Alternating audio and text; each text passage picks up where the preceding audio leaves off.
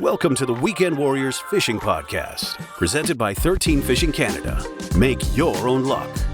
We are here to talk everything fishing with special guests from across the industry. Now, here is your hosts, Logan Lewis and Jesse Cadron.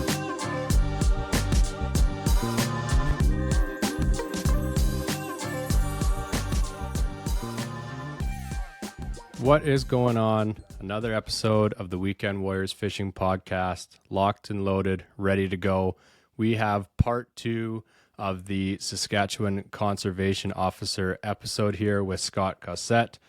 Tons of great feedback on the first episode. I know quite a few new listeners listened to that one as well and hearing some really good things about that. So thank you to everyone who's tuned in to part 1 of that. So if you haven't yet, check out episode 93 and get caught up there. But obviously here, riding solo for this intro and outro for episode 94. Jesse's doing the transition from his bear guiding up to the lodge in the Northwest Territories to get the lodge ready for being a fishing guide now. So he is a little busy right now. I think he just flew in to the lodge today, and I know that that is a pretty hectic day, so I figured I'd crush this one out here solo so we can get this episode out for the 6th. Friday the 6th. Was supposed to be the night that I'd be doing the rules meeting for the Buffalo Pound Derby, but just got word earlier this morning that due to the weather conditions, mainly the wind, that they decided to cancel the tournament for this year.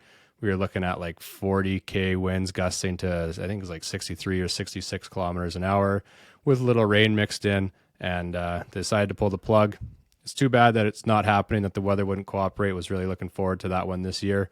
But hey, not much you can do there, and we'll just have to look forward to it next year. But talking about the tournaments there, the weekend after this one, we've got the Riverhurst Walleye Tournament coming up that I will also be in, and this one's going to be pretty fun. It's over the Father's Day weekend, and I got a message here from the organizers. They only have 9 spots left to fill, so it is getting close to full. So if you are considering that, it's a pretty fun family tournament. Yeah, there's some guys mixed in, obviously the typical tournament guys, but there's, from what I've heard, I've never fished it myself, but I've heard it's a pretty fun tournament, good group of people out there, and just an overall great time. So I'm definitely looking forward to that one. And my bait situation should be overflowing. I bought a pack of 100 night crawlers from Cabela's there to have some for the Buffalo tournament this weekend, but obviously that's not happening. And we've got a big order of leeches coming in as well for the Riverhurst tournament. So should have no end of bait ready for that. Just trying to keep it alive now in my fridge for the next couple of weeks here. Wanted to make this one quick, obviously with flying solo here. So just wanted to give a big thanks to the sponsors of the podcast, that being 13 Fishing, the presenting sponsor, as always has been since the beginning of the podcast. Huge thanks to them for continuing to support the pod. You can use the code Wknd Warriors, that's WKND Warriors, to save yourself 15% off the entire Rapala Canada website. That's any of the brands that's under that Rapala Canada umbrella there. I've just picked up some more of their drop shot hooks, as I'll be getting those ready for the tournament, and a couple more jigs, because you can never get bit off by enough pike while you're trying to toss swim baits at what you think are walleye. So huge thanks to them as always. Next up is the Saskatchewan Wildlife Federation. Head over to their website, find your branch, get your membership. I know part of the entry for joining in on this walleye challenge that was supposed to happen this weekend, requirement is having your membership. So it's pretty easy to get, $25. You get your magazine, you get some insurance, you get some land access, and just get to join in and being part of a great community. Before we hop into the part 2 of the episode here with Scott, just wanted to put out a quick word to everyone in the La Ronge and Denair Beach area. Obviously, it's 2 areas, if anyone's been following me, that I've frequented quite a bit in the last, decade or so. So it's areas I've become very familiar with. Obviously, they have been hit by the fires there and dealing with that ongoing issue there. Really hoping for the best at everyone there, and condolences to anyone who did lose any property or anything involved with the fires there. It's definitely a tough situation. So just wanted to put that out there, that myself and Jesse and obviously Scott there, thinking of everyone with the fires and hoping for the best. With that being said, we'll hop right into part 2 here with Scott Cossette. That's fair. And you'd been talking about a little bit ago, talking about was the term regulated anglers? Yeah. Okay, so Yeah. or is that right? Yeah. Yeah. Sorry, it's just a term I've gotten used to using. Just with having such a large population up around here that are First Nations. Just saying people fishing doesn't really specify one or the other. Yeah. So, yeah, Right. no, it's just a regulated fisherman is just someone who's not First Nations for a treaty. Right, So. and I figured that was the case, and that's why I was going to kind of head into obviously. That's like, what percentage would you say would be First Nations that you're dealing with, like in your day to day? Day to day, probably almost like 95%. Like Okay. so, Yeah, so like Black Lake itself is probably it's a little over 2,000 people. It's quite a large community. Stony Rapids itself is about 200. Without actually counting all the non-First Nations that live up here year round, there's maybe 20 people that aren't First Nations. So, yeah. So my day to day, we deal with First Nations communities a lot up here. Right, and with that kind of how do the conservation officers go about would the right term be working with the bands? Yeah. Yeah. So what does that kind of look like for you guys? Yeah, we have a good relationship with the Black Lake Band. The chief there, we get along with her really well. She likes us, as far as I know. She likes to call us. That's good. Yeah, no, it is good for us. It's good to have her on our side. She definitely brings a lot of issues towards us, stuff that she wants looked at. Yeah, so in terms of like working with the First Nations group, the band, specifically up here, so not just Stony, but a lot of the northern officers will engage with the community in ways of like some of the bands a little further south might have a connection with black bears. Traditionally have a connection with black bears, and so in an instance where bear has to be put down for X, Y, and Z reasons, for those relationship building with the band, a lot of times the bears will be donated to elders and other groups within the band for them to use. The other things we do, a lot of engagement. So we'll go to the schools throughout the year, depending on the time of year. We'll do presentations with the kids in the spring. We'll do stuff like bear awareness type programs, where I actually did one just last week for the school in Stony Rapids here. We just go in and talk to the students and just kind of get their mindset around the idea that bears are coming out of hibernation, and just some reminders about like what attracts bears, like garbage in town, right? Like it's probably not a good idea to litter. Let's clean up after ourselves and keep your yards clean and stuff like that. And if you see a bear, like what do you do and stuff like that. And so we'll do those presentations with the schools on the band or on the reserve, and there's other presentations. We do some. We've done a firearm safety presentation up here a couple times. That one we always do more so in the fall. There's a lot, like I said, chicken hunting up here is pretty popular in the fall. There's quite a few young kids that like to go. And when I say young, like they're still teenagers. But there's still definitely teenagers that are out there exercising their rights, harvesting. So yeah, we do firearms presentations. But myself up here, I've never been invited to one. But another thing in the north in general, in terms of relationship building, if the bands are putting on like a culture culture camp, culture day where where they get together. There's quite a few times conservation officers have been invited out to partake for the day. So it's not something I've experienced myself up here. We have reached out to the chief a few times and let her know that we'd be interested in joining, but that day hasn't happened yet for us. But yeah, even a couple years ago, we were invited out to help clean up the community with the band and just help clean the highway between Black Lake and Stony.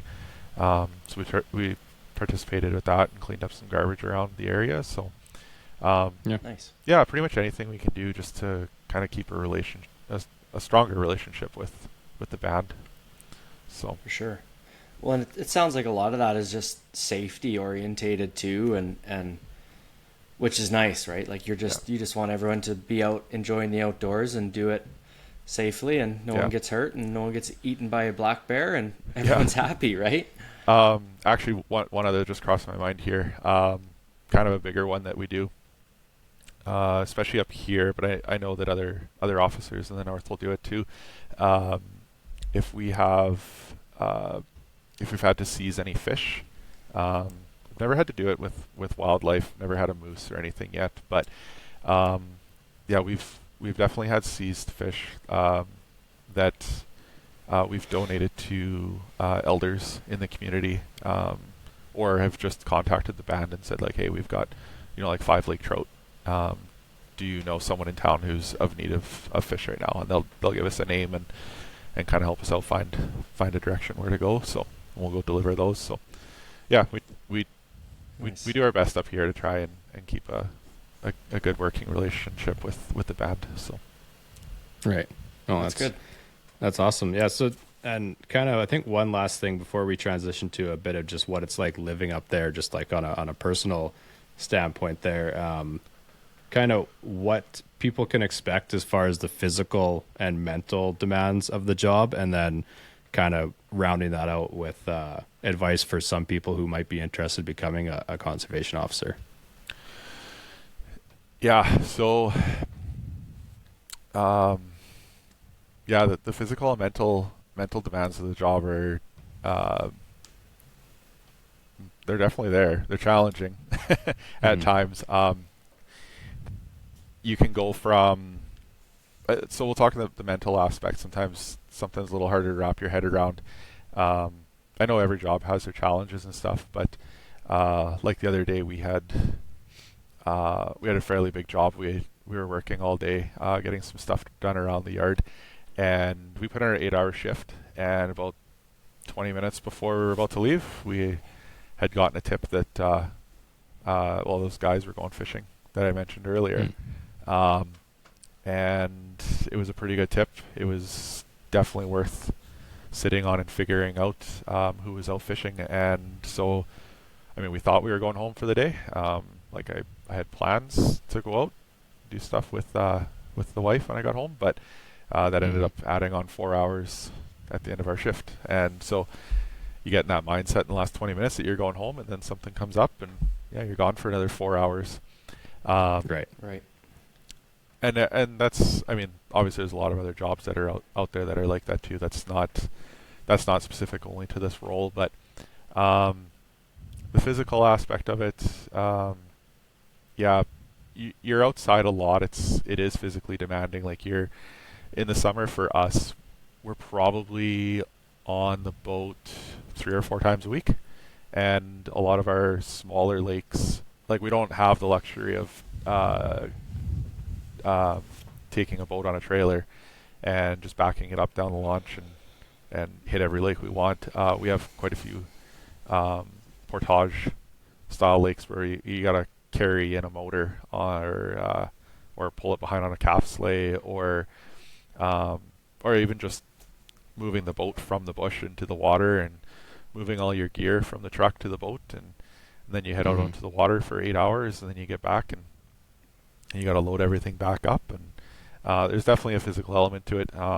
This spring, we had the pleasure, I'll use that term lightly, but we had the pleasure of pulling 2 commercial nets that were not supposed to be where they were, and so we had seized them. And for anyone out there listening who's pulled a net full of fish before, you'll understand the physical challenge of that one. But yeah, it's pretty draining, and these nets were full. There was quite a bit of fish in there, and like lake trout that are like 20-30 pounds. There were some big fish in these nets. So it's definitely a physically demanding job, but there's through the recruiting process that's obviously looked at, and there is a criteria that you have to meet for minimum physical requirement. There's a pair test you have to run.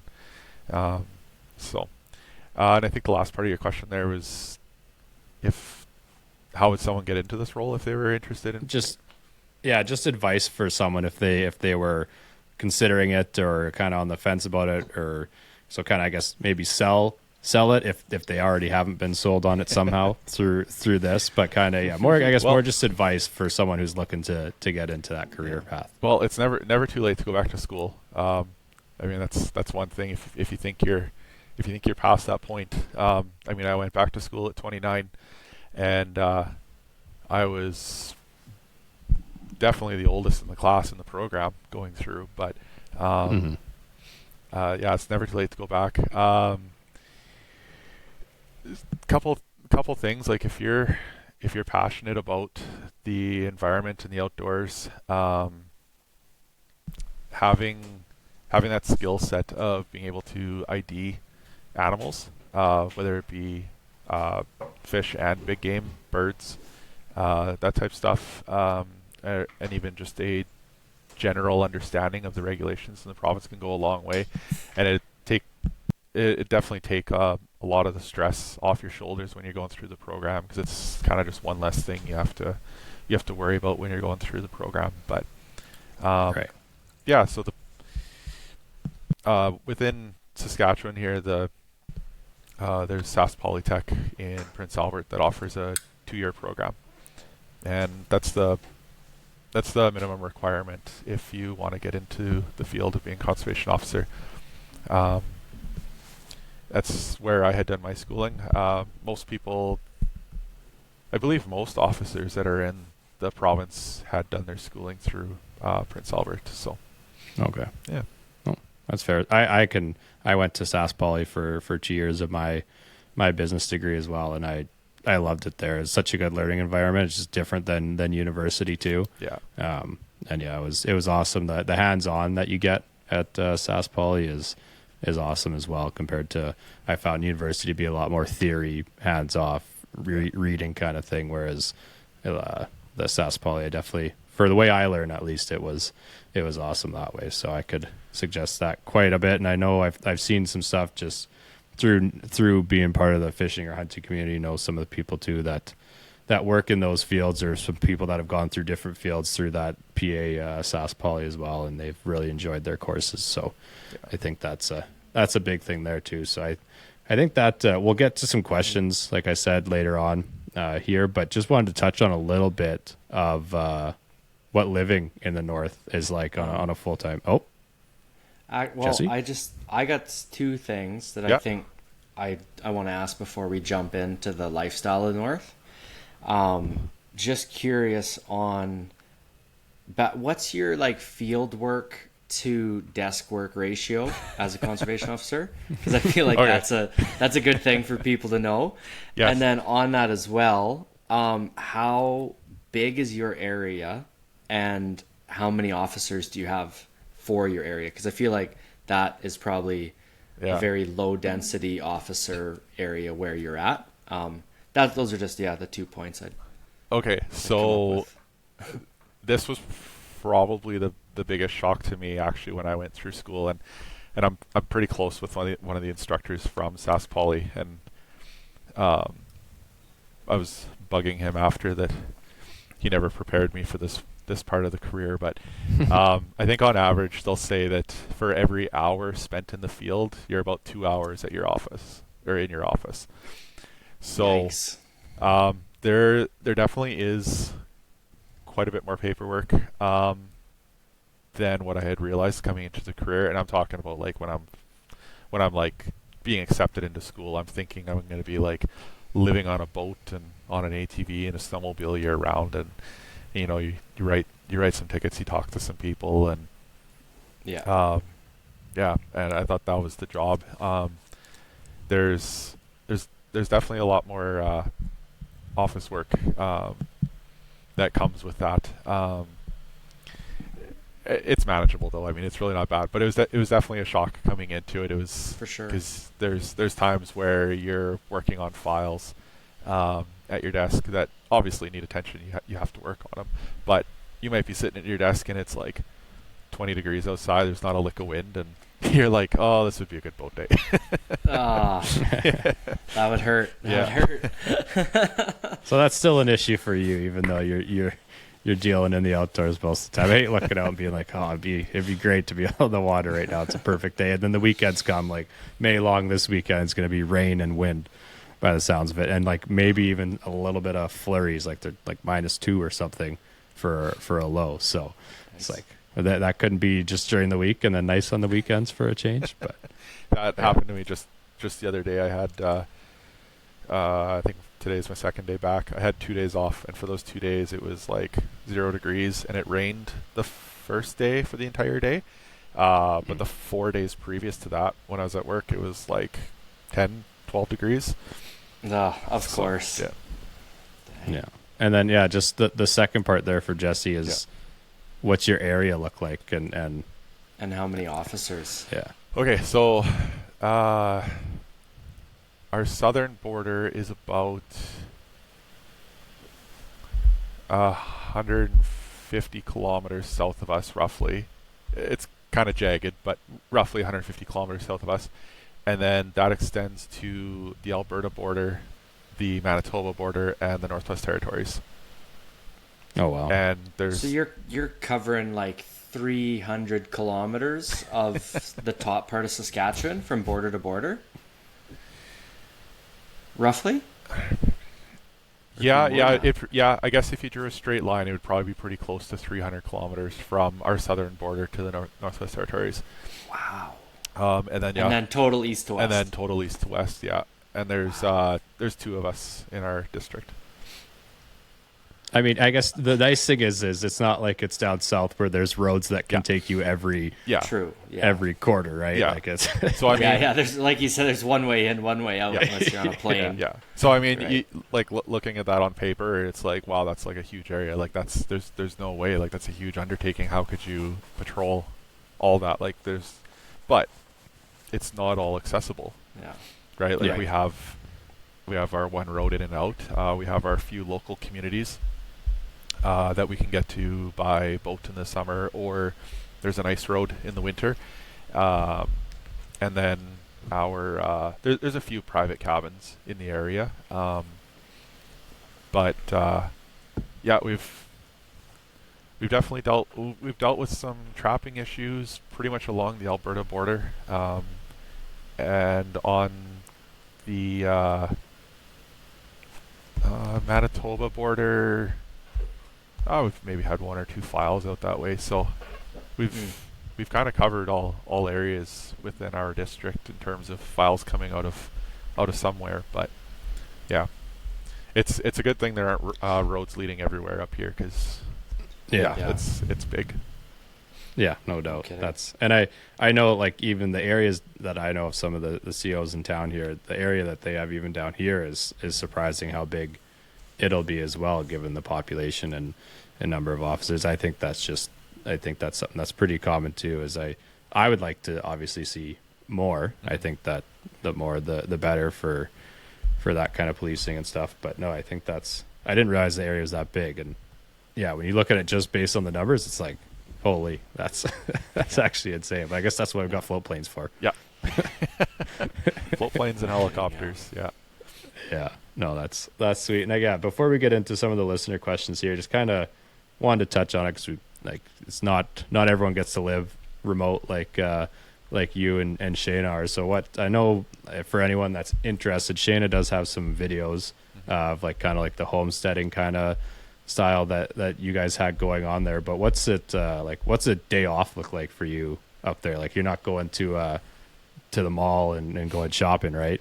No. So to put some perspective on it, like I know that there's a lot of small towns in Saskatchewan. Like I've grown up here, I understand that there's smaller places in Stoney of 200 people. But we definitely don't have the amenities, and the fact that our nearest location that has amenities would be Larange, and on a good day that's 8 hours south for us. It's about 670 kilometers, but on this highway by no means are you traveling 100. So it's about 8 to 10 hours on average to get to Larange. But yeah, it's like the town, we've got a general store. He does a little bit of everything. He's got a small mechanic shop, so he'll fix boats, ATVs, snowmobiles. Brings in a little bit of hardware, lumber, a little bit of grocery, mostly shelf stable food items, a little bit of frozen stuff. He's actually our fur buyer up here, so he'll buy from the trappers, and then he'll typically send furs to market. Surprisingly, we have it's two hotels technically, but there's kind of a third one. We have the 2 or 3 hotels just because there are a lot of contractors that come through in the summer. We have one restaurant only because the one hotel will let you order food out. So if they chose not to do that, then we would have no restaurants up here. There's no bank. We have the Northern Store, which is a chain. I don't know what's the furthest south they operate in across Canada, but they have stores throughout the Northwest Territories and a couple locations in like the most northern reaches of provinces across the country. But the Northern Store is, I don't want to say it's like a co-op, but it has like your fruits and vegetables, and it's just on a much smaller scale. Okay. So you can get a little bit of everything up here. There's not a lot of variety. You got to get kind of creative when every meal consists of peppers and mushrooms, because that's about the staple that you get consistently. Yeah, definitely no shopping malls up here. That's about all we have in town. Just a general store, the Northern Store, and 2 hotels. Yeah. What's a jug of milk cost there? Everyone asks that question. I knew that one was coming. 4-liter jug of milk is $20. Ooh. Yeah. I love milk. That would suck. Loaf of bread, depending on how fancy you like your bread, anywhere from $5 to $8 for a loaf. And like $5 is like Wonder Bread. If you want, what else? I don't know. Everything is just like a bag of chips is like $6 or $7. Right. A bottle of pop, like a Coke, is $7. Red Bull, anywhere from $5 to $9, depending on the size of the can you want. Even the smallest ones, I think they're like $3 something down south. Pack of pack of toilet paper, 12 pack is like $30. If you want 24, it's like $56. Wow.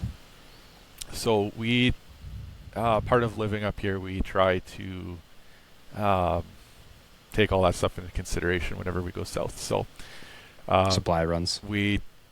It's not even so much supply runs. It's just when you know you're south, you just stock up. And so that's one of the challenges up here, is that you're kind of living like 3 or 4 months in advance. Like you gotta take into consideration like so like Shane and I had gone out in March, and we knew that we probably won't be out until September. Well, we have a dog up here.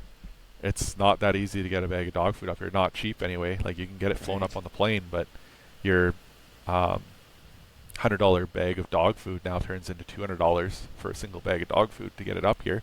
So you got to take that into consideration. So now when you're heading north, you got to think, well, I got to be able to feed the dog for the entire summer. So from March till September. So you're buying like 6 bags of dog food in one shot. Yeah. And it's just, that kind of goes for everything. Like you just got to make sure you're stocked up on things. And so it adds some interesting challenges of being up here. So Right. And you guys don't just have a dog. You got lots of other animals too, right? Yeah, we've got stuff. If you're wondering, the fish tank behind me is not a wallpaper for this. It's real. It's actually real. It's an actual fish tank. Yeah. Yeah, no, that's crazy. Yeah. How did you get the fish up there? Fish actually travel pretty well in bags as long as you make sure that they're oxygenated well enough. Oh, so okay. most fish around the world will spend 3 up to 4 days in a plane getting from one side of the world to the next. So it's actually That not makes sense. it's actually not that hard shipping fish. You just got to actually do it properly. So yeah, we've done a yearly trip out to like Calgary, and so the fish hobby has been something I've been into for a really long time. So I usually stop in Calgary, pick up a few things, and bag it properly to make the 22-hour drive from Calgary back up here. And so well, that makes a lot more sense. I didn't know the prices. Like, I obviously, knowing you and Shane, I know like what you guys are into and everything is as far as that lifestyle, but now it makes a lot more sense why Shane had the chickens and for the eggs, and then also has the garden. And I think is she baking loaves of bread too? Like, was there sourdough loaves or something? She got on the sourdough kick. Yeah, lots of sourdough bread. So that's the other thing too. It's like, well, if you want baking goods, like you can get flour up here, but for I think it's a 1 pound bag. Don't quote me on this, but I think it's a 1 pound bag is like $25. I'm not sure what it is down south. I don't buy flour, but I feel like it's gotta be cheap. I'm assuming it's cheaper than $20. Sure. Yes, yeah. It would have to be. Yeah, I'm willing to say that it is. Yeah. But I mean, that's just another thing to take into consideration, right? So we do a Costco run, and she grabs, I think they sell them in like 20 kg bags or something like that. So then you grab a couple of those, and then you grab a couple bags of chicken feed, and you grab your 6 bags of dog food, and all of a sudden the box of your truck is full. Yeah, on a not so great road. Yeah. But then also on top of that, it's not even the big items, like small items too. It was about a month ago, I was just kind of checking out my boat, sitting in the backyard, being completely surrounded by snow, but I was moving chunks of ice off the top of it, and I had noticed that the mount for the transducer on the transom wall somehow broke over the winter. It was only, well, it wasn't even technically connected anymore, but the Hummingbird mounts, the transducers will like flip up if you hit something. Yeah, so one of the sides that it pivots on had broke through the winter somehow. I'm not sure if maybe a dog ran behind there and clipped it or something. Well, so I'm like, I can't get that part up here. So I go to Cabela's. It was a $60 part, I think it was, and $40 shipping. So, like,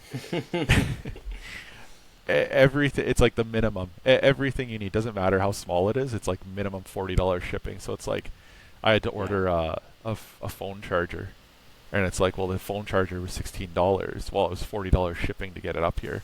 And it's just like, that's just the constant struggles. It's like, if you don't pick something up when you're south, when you're up here, if you need it that badly, I guess it's really when you got to start to determine your wants versus your needs. Right. Yeah. Sure. Yeah. That's where you got to start inviting people like every 3 weeks, and then be like, hey, since you're coming up, grab this for us too. Yeah. And you can go fish grayling as a reward. Oh, one other thing before we move on. I was trying to think of a few other food items. Our fruit up here, doesn't matter what it is, if it's so I think like the average pack of strawberries, they sell them in like a 1 pound pack or something like that.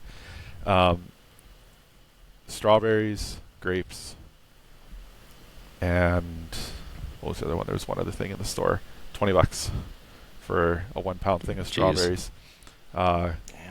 One pound container of grapes, $20. Those like really small little containers of raspberries and blueberries you get. Those are $10 a pack. Wow. So a bag of apples is like $13. So It's like, I have fancy dinner tonight. We're gonna have grapes and Wonder Bread. It's a $100 meal. we actually do that with our friends sometimes. We'll have picked up like just a few random items from the store, and we'll take a picture and be like, all right, guess how much this cost. And yeah, there might only be like 4 items on the table, but it was still like $110 somehow. Yeah, so that's crazy. Yeah. Well, it's no wonder that like with prices like that for your basic needs or necessities that you're growing and trying to self-sustain as much as you can with your chickens in your garden. And like, do you have a greenhouse then? Like, are you growing vegetables all year round? We actually just started one of those grow towers in the house. Okay. Yeah. We have a very short growing season up here. I don't know that whole side of gardening and greenhouse side of things all that well. That's more Shayna's ordeal. Shayna's the green thumb. Yeah. Yeah, but if I remember right, I think we only have 61 or 62 growing days. And so that's considered, I think they consider the first day after last frost until your first frost of the fall. And we only have like 61 days. Wow. So yeah, that's short. Yeah. That's narrow. Yeah. Oh, that's pretty sweet. I mean, the nice thing is with lots of that, like because the one thing I always talk about is your daily limit for fish, at least in Saskatchewan, is your possession limit as well, right? Yeah. So the nice thing is up there is you could go catch your limit, and I'm guessing it's not too hard to, once you've used up those, I don't know what it is, 4 walleye, then it is pretty easy to go get 4 more. That is the nice thing. That's kind of like going to the grocery store, right? But the other thing too is like we don't even worry about keeping our limit up here. With the river, like literally 100 yards from the house, straight down the hill. There has been nights where we make it a plan. Okay, tomorrow when you get off work, let's go down and catch a fish for dinner. So, okay, yeah. And get home from work, and we walk down with our fishing rod, and whether it's a pike or a walleye or lake trout, depending on the time of year, you just catch a. So you do have fast food. Yeah, that's our version of fast food. Yeah, you go down to the river, pull a fish in, and then you walk back up to the house. Yeah. What's the nearest McDonald's? I'm not really a McDonald's guy, but it'd be PA? So, yeah, by road it would be PA, but if you could get an airplane, it would actually be Fort McMurray. I looked that up a little while ago.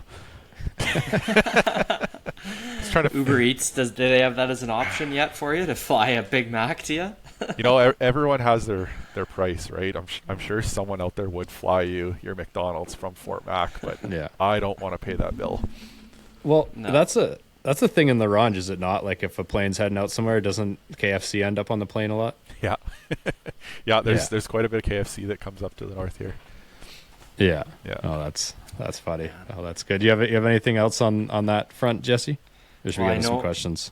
I know if I'm making the drive up there to go fishing one day, I'm going to be bringing a bucket of KFC in case I get into a tough spot. I got some bartering there. Yeah.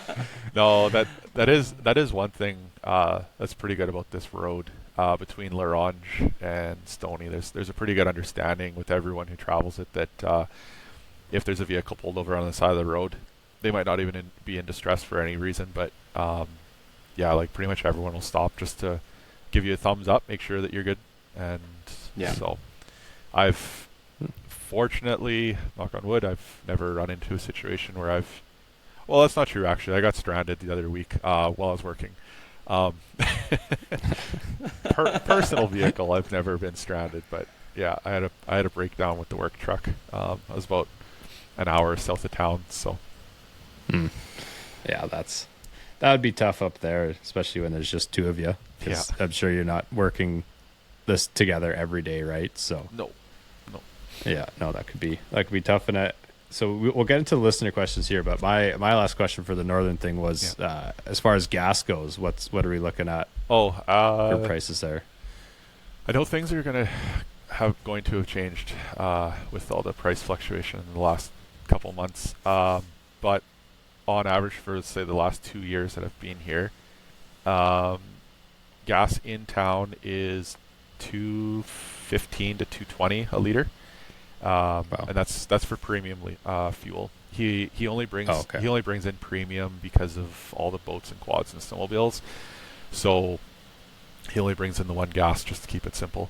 I couldn't tell you what diesel is up here. We don't fill up with diesel enough.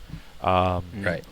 Points North, which is 200 kilometers south of us, they're usually about 185.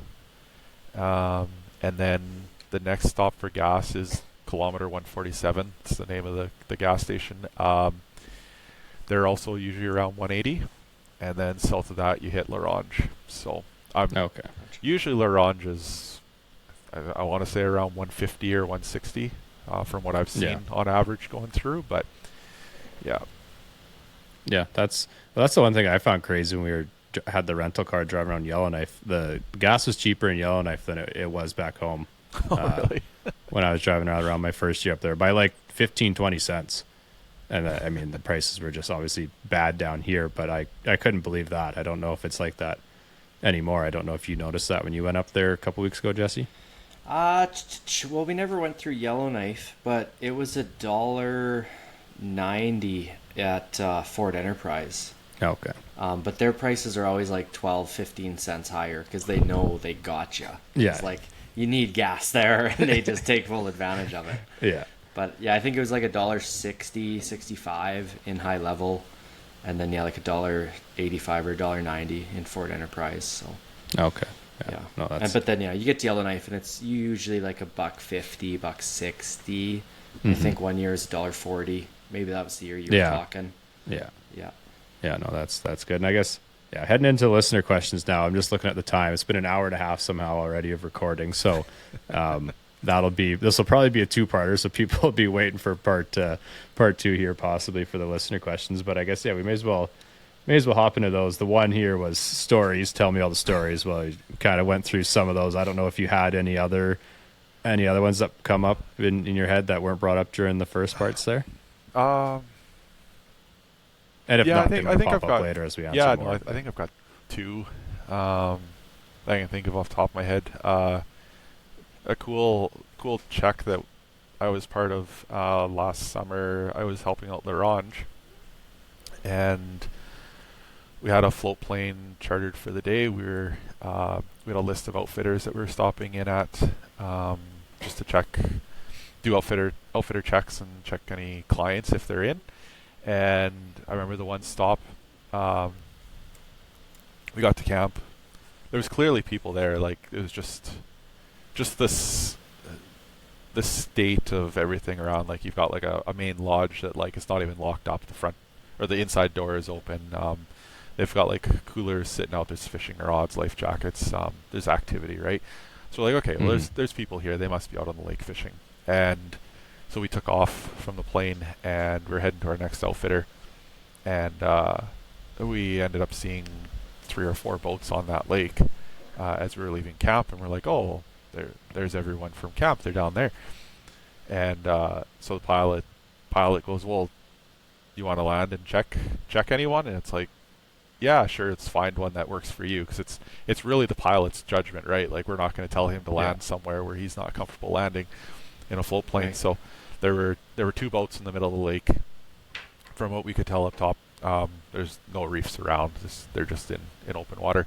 So yeah, we landed the float plane next to these 2 boats in the middle of the lake, and me and the other officer, we hopped out onto the pontoons, and we did 2 fisherman compliance checks from the pontoon of the float plane.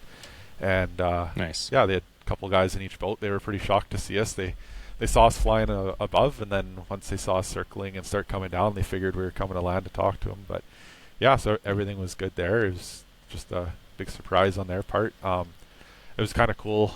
On my end, I know, we'll say back in the day, That used to be a lot more common.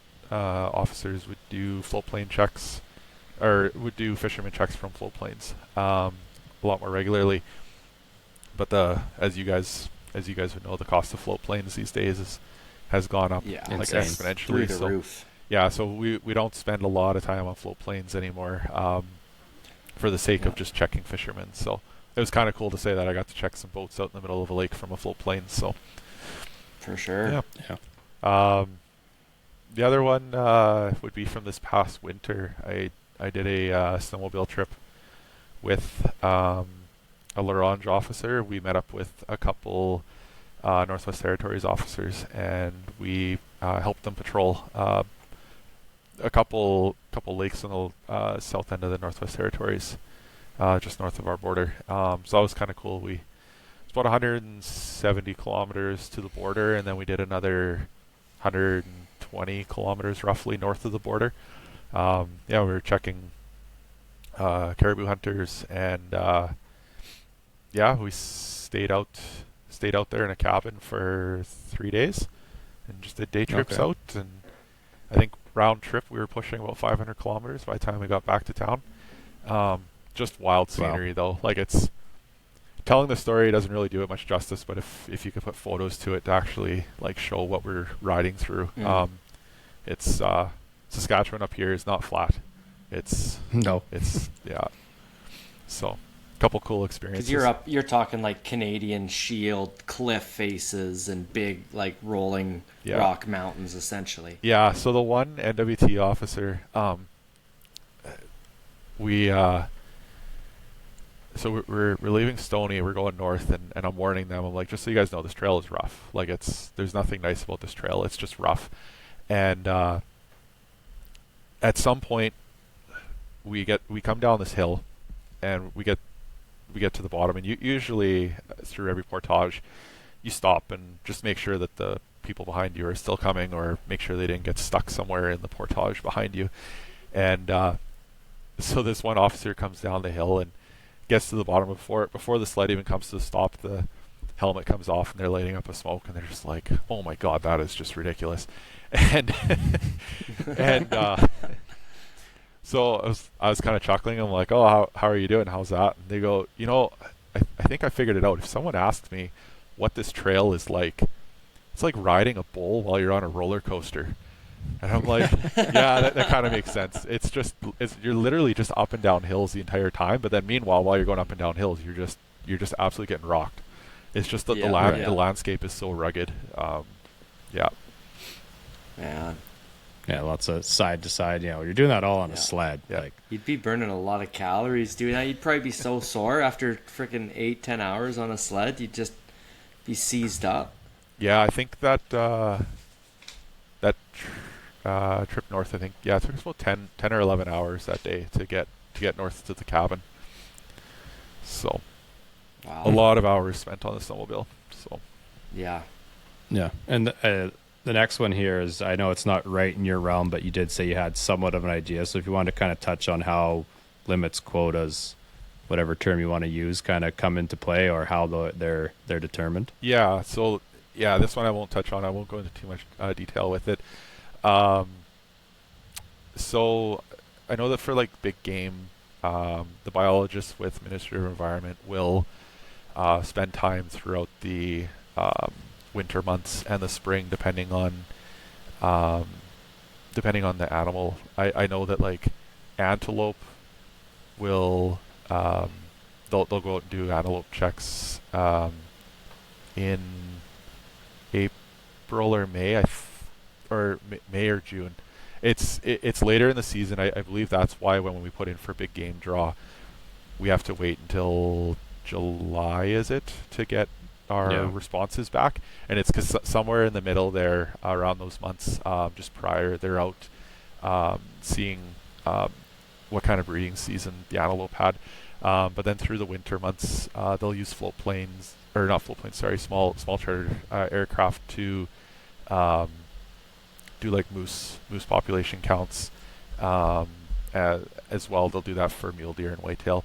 But then they also use a few other they'll use other statistics along with that. So like our hunter harvest surveys, receiving complaints from landowners about how many elk are out on their property, or the lack of deer, those kind of things all taken into consideration too for quotas for what our big game population is looking like for their next draw coming up. Yeah, like I said, it's not my realm, but I know that they'll go out and they use planes for monitoring herds and stuff like that to figure out where numbers are going and stuff like that. With fisheries, I can touch on it a little bit. They'll use they'll do some sample nets. So they'll set a series of nets within an area of a lake. Depending on the size of the lake, that would obviously change where they're setting their nets, or they'll hit maybe different areas of that lake. But they'll use a series of nets, and they'll pull them after X amount of time that they've been in the water, and then they can get a general idea of how many fish are within that area. To my understanding is how that works, and then they have their formulas. They can figure out the population of a species on that lake. But then also, people's concerns and complaints too also play an effect when you've got people who actually reach out and say like, oh, the fishing on this lake is noticeably different. Like that's when you see changes happen on lakes where you might see a CR designation come into play. So yeah, they'll use like test netting and stuff like that to figure out some populations. But yeah, you'll definitely need to get a Ministry of Environment biologist on to answer those ones a little more in depth. But it's kind of where our limits and quotas come from. Right. It is I know lots of it just has to do with the amount of resources that are available too. Yeah. And that's like, I wish that that resources weren't an issue and they could go out and do their thing unhindered kind of thing. Like I think even I had heard from I think it was a tournament organizer. He had brought out, we've had Chris Summers on with the Sport Fish Research Group, and I think even they had some of their funding reduced and stuff like that. And they're doing great work around here. And it's just lots. Everything comes down to money, and there's only so much to go around, especially in governments and stuff like that, to budget and whatnot. So I know that plays into it. But like you were saying, kind of when people are talking about whether it's the elk on their land or the fishing maybe here doesn't seem as great anymore. It's not like they're going and checking every lake every year, right? Like there's reasons they key in on a place, and that's another big thing too. If people are kind of wondering that, but did you have something on that, Jesse?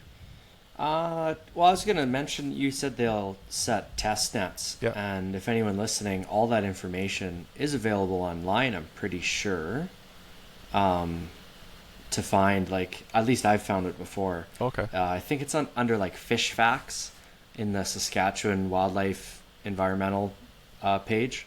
If you dig hard enough, you can find anywhere that they've done test netting in the lakes, and they tell what they found and the average size and like the maximum size they found, and it's actually quite interesting. It seems to me that they test like 10 to 15 lakes a year, at least from what I found, and that's quite interesting anyway to see the test results of that.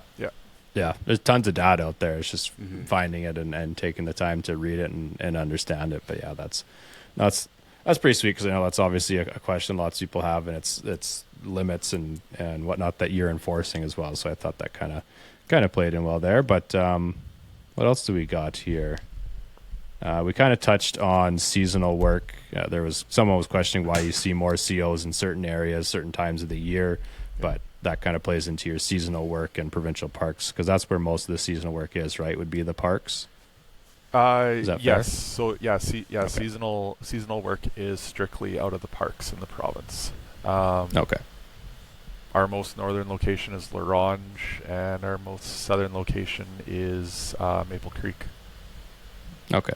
So that answers that. That makes sense. Sorry, Cypress to be more specific, but yeah. Okay. Yeah, and I guess the last one here, I liked this one quite a bit. I found it quite funny, but then it may be even more of a, well, I guess for you too, going into a whole new place, it would apply too. But How many new fishing and hunting spots do you gain through the job? Whether it's checking people or just talking with people, like lots of interaction with people. Like, how often are you like, oh, this could probably be a pretty good spot for when I'm off work? Well, I think honestly, if you're a diehard fisherman or hunter, I mean that's always on the back of your mind, right? That doesn't even matter if you're on the job working. I mean, anytime you're even just traveling on personal time or something, you come across a river or something, and your mind's always wondering like, oh, I wonder what's in that one. So yeah, obviously, you're out in the boat. I mean, if you start to notice a pattern and all the boats all of a sudden seem to be hanging out in this one bay, obviously it's for a reason. I mean, typically fishermen don't sit on dead spots with no fish, right? So it's and if they are, they got beers, so you can go give them a ticket. Yeah. So, I mean, without trying to, I mean, that's not even the mindset when you're going out to work to check guys. It's not I'm going to find a new fishing spot today, but you go out and just do the job, and I mean, our job is to find where the fishermen are, and the fisherman's job that day is to find where the fish are. So it kind of goes hand in hand. You just kind of it's a food chain, really. Yeah, it is a food chain. Yeah. You just, and I mean, same goes for hunting. I mean, if there's no animals, obviously there's going to be no hunters there, and you're going to find the hunters where the animals are congregated more so, right? So it just happens naturally. Yeah. But no, that makes sense. Yeah, you're not going out to be a spot poacher. No. Be a good term for this episode. But it just goes hand in hand with the territory. Yeah. Yeah. Oh yeah. 100%. Yeah. Oh, for sure. I think I don't know. We've got an hour 50 here. This is going to be one of our longer recordings here in recent memories. We've kept you for quite a while, Scott, especially since you were working today. But is there anything else you had, Jesse, before we kind of wrap things up here? I did have one question that a friend of mine wanted to know. Oh, for sure. Was there any notable fish that you've seen caught, whether like it be from a net or in person, that you were like, holy crap, this is the biggest lake trout or pike or walleye, whatever, that like really sticks in your brain? Like, give us a good fish story. And if you could send us coordinates for it as well, that would also be nice.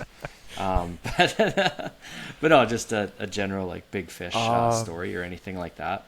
Well, as you know, we've got some like truly phenomenal grayling fishing up here. We've got the odd 20-inch grayling that hide in the rapids up here. Those are always fun to come across. They're rare, but you do come across them. A good fish story, because of course every good fish story has no photos to prove it. But we were checking an outfitter, I think it was two years ago, and this this one even hurt to listen to as an avid fisherman myself. But so the manager of the outpost there, he's telling us he has these two clients, and they come in. The wife is just ecstatic, and like I think he said they're like maybe in their 70s. They've been coming up to the lodge for like 15 years kind of thing. And the wife is just ecstatic. She's just like through the roof. She caught a 52-inch pike that day. Oh, wow. And she's just like yelling at her husband like, oh my God, show him the pictures. And he's just like, yeah, okay, yeah, I'm getting my phone. Just hold on. And so she's telling the owner the story of where they were, how this pike had engulfed her lure, like just everything. They'd sight fished it in the spring, and so the husband's got his phone out and he's flipping through his photos, and she's just screaming at him, "Where is it?" And he's, "I don't know." And she's like, "What do you mean you don't know?" And he's like, "I don't know. I don't have the picture of it." And she's just losing her mind. And that's brutal. And the guide was with him, and he was like, "No, it was legit 52 inches. Like we put it to a tape." And but yeah, I guess the husband, apparently he was taking pictures, but there's no pictures on the phone. So it makes for the perfect fish story because you got no pictures to back it up, but you caught a 52-inch pike. So Dang. Yeah. That's crazy. Dang. Yeah, that's of all times to make sure you get a picture of a fish. That's got to be number one. Yeah. Yeah. Yikes. Yeah. That's tough. I don't know if I've got any other fish stories that stand out on top of that one, but no, I've definitely seen some good lake trout come out from here. Obviously, being connected to Lake Athabasca, there's a few camps out there that put their clients on some good lake trout year round, so or through the summer, I guess. But yeah, That's good. yeah. Oh, that's I don't know. I don't know what else to cover here. I think that kind of does it all. We're into 9 p.m. here, and do you work tomorrow as well? Yeah, I do. Okay, That's all yeah, good. So It's still light out no, up here. that's true. That is the nice thing. You get that up there, hey? The longer days. Yeah, I'm hoping to cross this July. I want to say that I've fished, maybe not 24 hours, but it's what's our longest day of the year? July 21st? June 21st. Or June 21st. Oh, I'm a month ahead of myself, or behind there. Yeah, June 21st. It's ridiculously light up here, and I'm sure you guys have seen this too with you guys guide up in NWT, how light it stays out. But yeah, around June 20th there, it's like the sun dips down below the horizon, but it doesn't actually get dark, and then by about 3 in the morning, the sun starts to just crest above the horizon again. So I'm going to try and make it a mission this year if I can get out on the river and try to fish through that, because it doesn't actually get dark. Yeah. So That'd be awesome. Yeah, it's pretty similar to us up there. It's kind of on the 21st, we'd go watch on the other side of the island. The sun just dips a little bit below the trees. yeah. But usually the mosquitoes are so bad you don't last to see it come back up. But Oh, that's fair. Yeah. Just brutal. yeah, absolutely terrible. But Are I think the black flies as bad up there? No, I don't think so. Not when I'm there, at least. Well, black flies is in like a horse fly or like the tiny little sand fly? Yeah, I guess Or like the tiny little sand flies. Not really. No, we don't get them too bad up at Lac La Martin. Oh, jeez. Midge hatches, though. Oodles of that. Yeah, they don't bite. But the horse flies, like we get the worst horse flies I think I've ever seen are up there. Oh, that's interesting. We barely get horse flies. We get mosquitoes the size of birds here in the spring. Like you can see you can see them coming at you from across the yard. And brutal. we don't get much for horse flies, I find. We still get some, but like just not like you do. I've been around Waskesiu in like July, and for anyone who's been down there around that time, like the horse flies are terrible. We don't seem to get that up here, but those sand flies, just absolutely ridiculous. Like, and their bites are terrible too. yeah, like you need a bug net. As soon as you go outside, like they're in your nose, they're in your mouth. You can't breathe. So, yeah. No thanks. The joys of the north. It's fun. Yeah, it's the north. Yeah, it's the north. Yeah. No, that's good. Well, I think we should wrap things up here. Really appreciate you coming on, Scott. I know this is, like I said at the start of the episode, something I've wanted to have for a while as an episode to get to chat with the CO, and it helps that obviously knowing you as well outside of your line of work and whatnot. No, it's pretty cool getting you on, and now both you and Shayna have been on there, so maybe she can't hold that over your head anymore that she's the only one who's been on. But no, that's really appreciate you taking time out of your evening here and sitting down with me and Jesse. And yeah, of course. I guess good luck with the rest of your summer season here and your black flies. Oh yeah.